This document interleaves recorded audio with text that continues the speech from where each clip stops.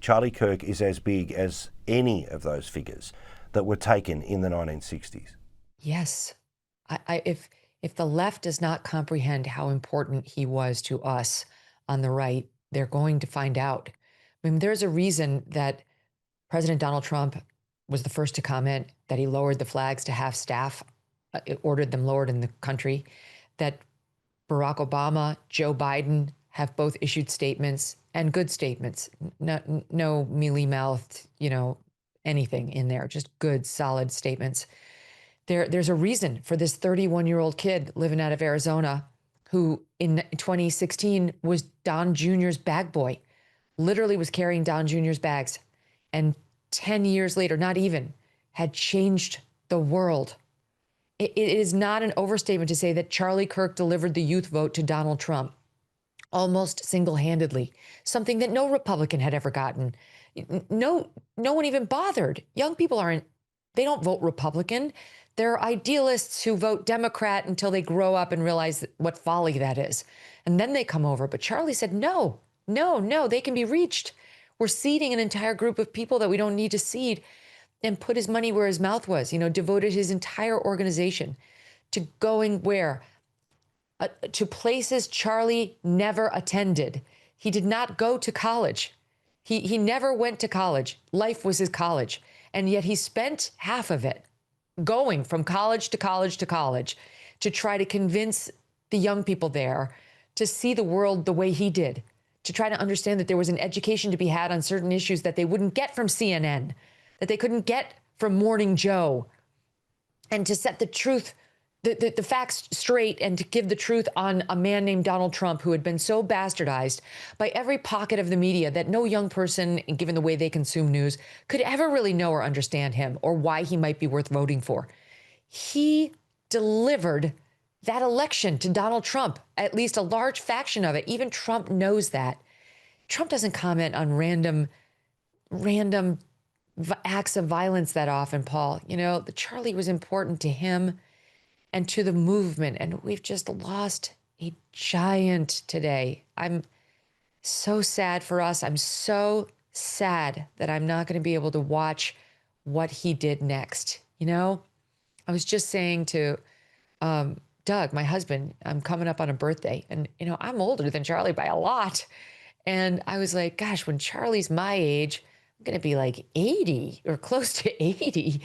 And I said, and Charlie will be president.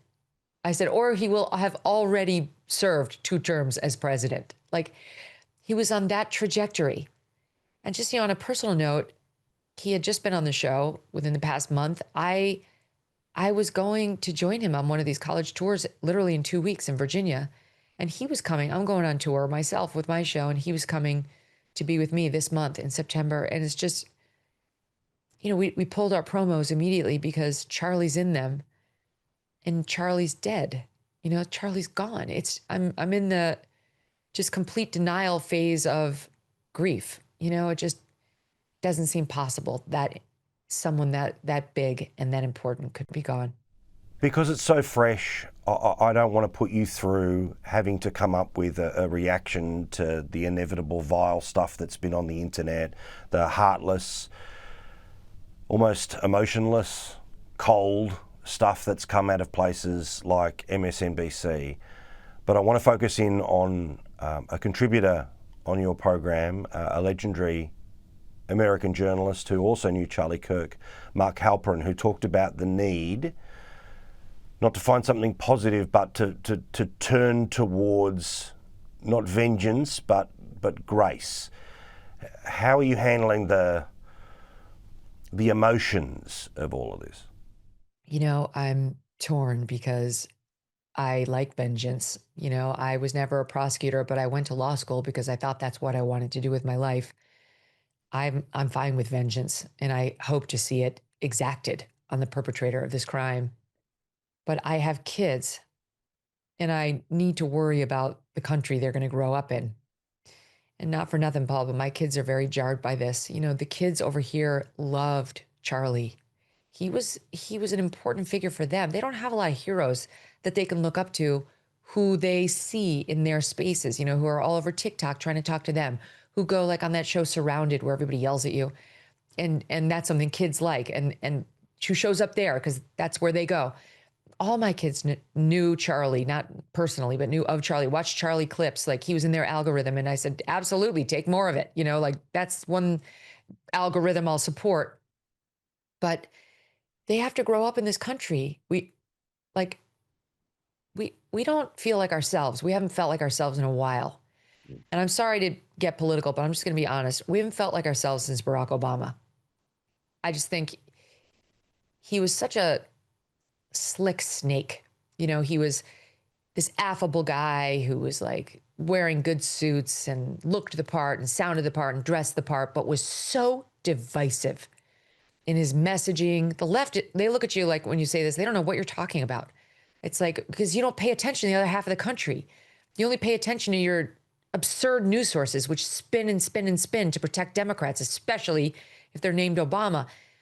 He's the one who started to inject race where no one had been doing it. He's the one who started to use his pen and the phone to shove things down our throat that we didn't want.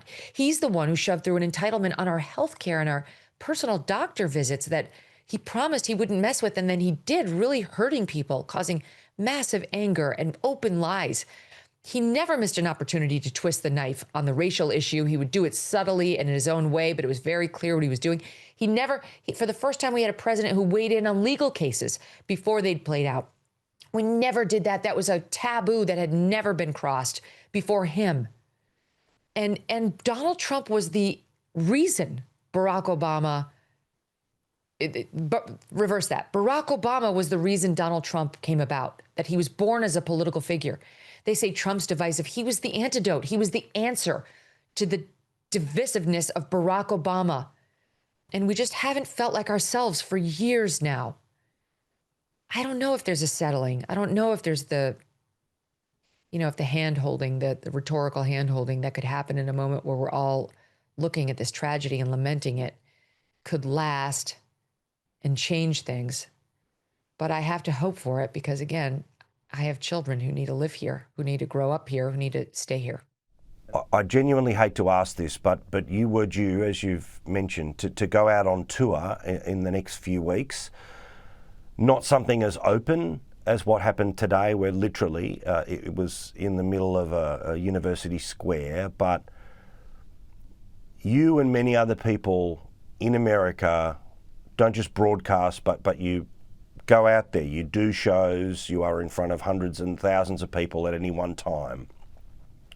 How are you feeling about your security and how you will have to interact for the next little while? I mean, it's certainly going to be on my mind more now than it has been. My general approach to security is I have a team that worries about it, so I don't have to, because it's a very difficult way to go through your life, having to worry about that kind of thing. You kind of can't do what we do if you are actively worried about it. But, I'll say this, I'll feel a lot better when they catch the shooter. I don't know, what does that guy's list look like? What does he have one? Is it a political motivation? Is he targeting people who say the things Charlie says? Because yeah, I say those same things. And my friends say those same things. You say those things. Like, of course, all of us in the public eye need to wonder what was the motivation here. Whatever it was, he should be executed. He should be tried, prosecuted, and when found guilty, put to death. But in my own life, yeah, we're going to have to take a look at what that looks like, Paul. I just announced this week, as I mentioned, that I'm going on tour. It's like the timing of this is very interesting. It's like I have never taken the show on tour before. I don't do a ton of live events. And, for the first time, I hadn't even considered, like, will there be magnetometers at the events? I hadn't even considered that. And now those are the kinds of questions I'm sure we're all going to have to ask. Thanks for talking, Megan. It was extraordinary to see you handle this in real time on your program. I'm so sorry that you lost your friend in Charlie Kirk. But from the other side of the world, this is a person who has changed the world, in my view, for a better place. And I'm so sorry that your mate's gone. Love you too, Paul, and your audience. Thanks so much.